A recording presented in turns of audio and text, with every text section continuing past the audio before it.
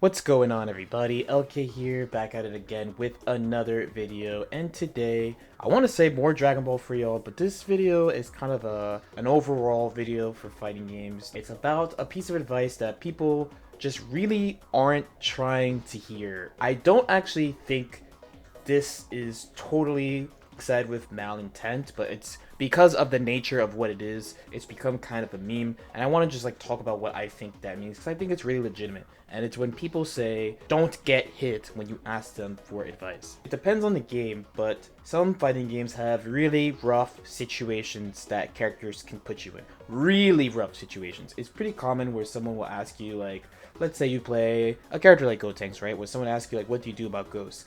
Are there legitimate counter strategies against ghosts? Yes. Is it a really, really bad situation to be in?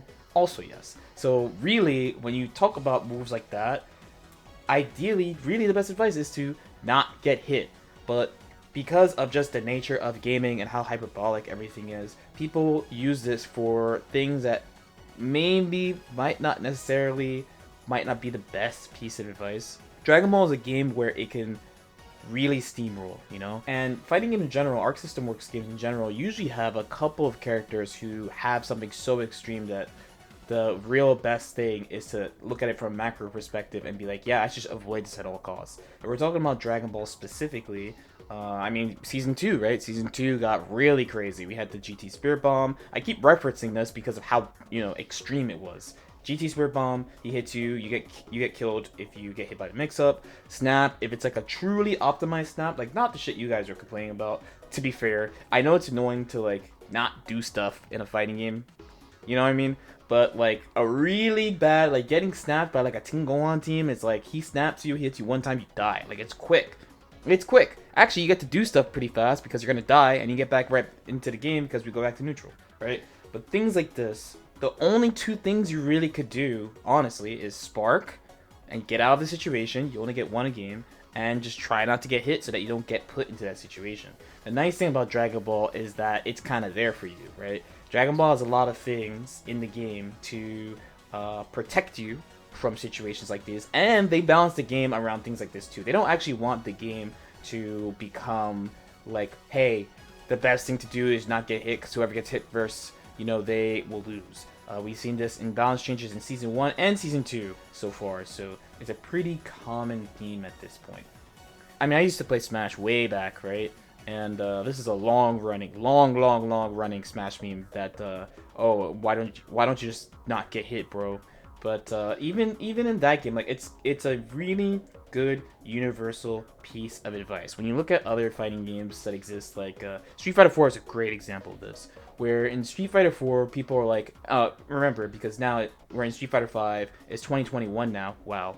But people now are like, Street Fighter 4 is the best game ever, this is what actual footsies looks like, even though there's focus attack that beats footsies, but this is what a really good fighting game looks like. But in that game, some characters, fucking Ryu, right? Ryu is Goku, right? They're the equivalent. But this motherfucker Ryu, he hits you with a sweep, and he jumps over you, and he does Tatsu to cross you up, or he does the medium kick to hit you on the same side. You can't block it, and he has Ultra, so he does half your life. Ryu does that in that game. That game's knockdown got out of control, and there's no sparking, and they didn't add a delay tech until the very, very last version of the game. So maybe like 5 years after the game came out, they tossed us a bow, and they're like, alright, you can use this to kind of mess with people when you're getting up at least, so you don't get absolutely wrecked by like just because you got thrown or just because you got hit by sweep or something, right? So in a game like that, though, the difference is, to be fair, is that in Dragon Ball you can combo off all your hits. In Street Fighter 4 and Street Fighter in general, you generally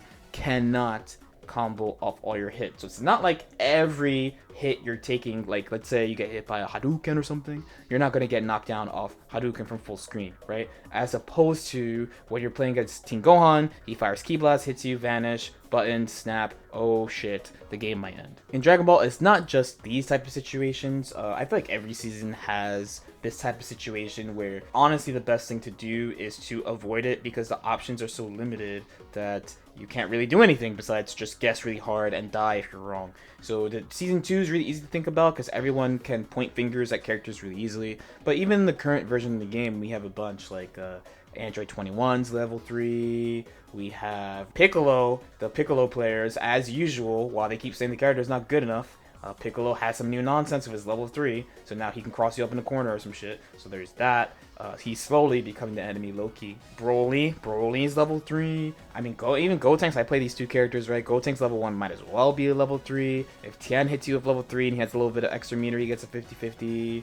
Like, base Vegeta has a toss into level 3 mid-screen. That's like a 4-way. They're mad characters who have, like, if you get hit by this level 3, what are you going to do? Dragon Ball gives you one chance to get out. And after that one chance, it's over. And even also other games I've played too, so like Guilty Gear is another example where like Milia is that type where it's half Street Fighter-esque, where if I hit you with some moves, it doesn't matter. If I hit you with other moves, I'm gonna knock you down and win. You have to do something about what I'm going to do. So when does don't get hit become actual advice? I feel like it's when you really are investigating specific scenarios, or when you've really broken down a character and you're just looking at all the things that they have and all the things you have to actually worry about. So like, let's use Android 21 as an example today, right? So today's Android 21, she's not being played on point a lot. She's being played mid or anchor, and what they do is that they hit you a bunch with their point and then they bring her in. So her level 3 is mostly independent of her in this situation, right? So when you're really looking at it, you're like, well, they're playing this point character to get meter to bring her in. So one of the things I should think of when they have Android 21 assist on their team is I should really aim to win the point war. Why? Because the point just wants to build meter to bring in Android 21 so they could do that mix up to me and kill me and then have her be super strong for the rest of the game. So I feel like when you look at it like this, saying like don't get hit is applicable advice. Once the level 3 actually comes into play, there's not that much she could do. She could hit you left and right, and then she could sneak in lows on both sides, highs on both sides, Dragon Rush. Obviously Reflect doesn't work both sides, so you can't just reflect her off, right? This is why mid-screen level 3s where they can cross you up, it's so scary. So considering how extreme that situation is, you focus on the point war so that doesn't happen. And if it happens, you have one way to just sneak out with sparking. But this also brings me to another thing where I like low-key feel like, and I've thought this the way since season 2, because of the nature of Dragon Ball. Because Dragon Ball gives you, as I mentioned before, the Street Fighter example, a lot of ways to sneak out of things. You can delay tech, up tech, back tech in plays. You have reflect, so even if you don't have a DP, so like Goku doesn't have a DP, but he can reflect. You have all these defensive mechanics on your side to just protect you.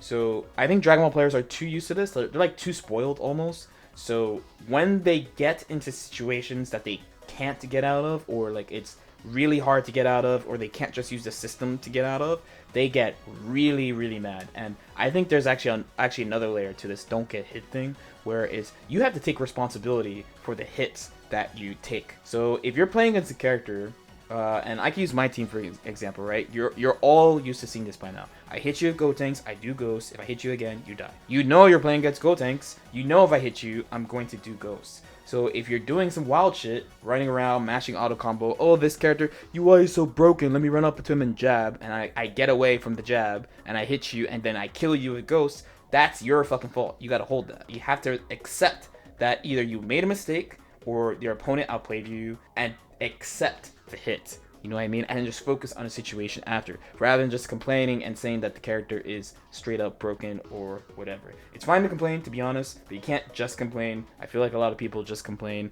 and I feel like that's why people don't like hearing in some of these situations that you shouldn't have gotten hit in the first place. And to be honest, if it's early season or if it's something you're not used to playing against, so an example is like when I go to Sonic's place, especially when they pick up new characters, they always have something ready. You know what I mean? Like the Android 21 Dragon Rush thing. They always have some type of new strategy or something. Well, I'm not talking about those times where you're playing against something new. I'm talking about when you're playing against something you've played against a lot, or you know about it already. So using, like, let's say Gotenks as an example again, maybe you don't have the most Gotenks experience, but you know he's going to do Ghost against you. You know that's why people are using him right now. So you should have something prepared. And going back to what I said before, since the game has a lot of ways for you to like kind of wiggle out of situations, it makes it so that people really feel like it's not their fault when they get hit, So I really want you to understand it's both like you should try to avoid getting hit so that you don't get into these really bad situations, because you know we're pretty deep in season 3. People are